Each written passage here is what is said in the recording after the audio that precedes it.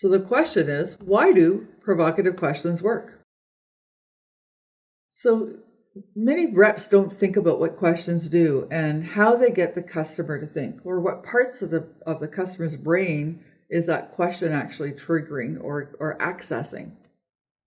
So one of the things we know about selling today is we used to think it was 70 to 80% emotional, and now we actually know that it's 95% emotional.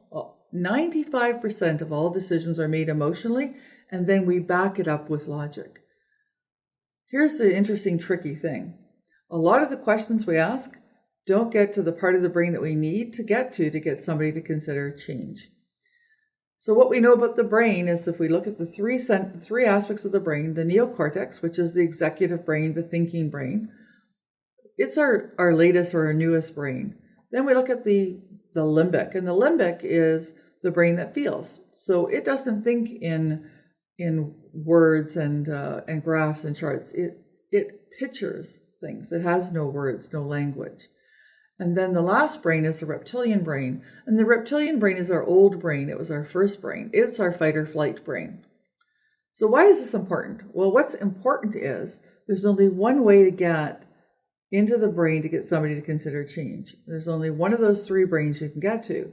And the brain that you have to get to for you to have the opportunity to sell somebody something, to get them to consider change, is you have to get into the limbic.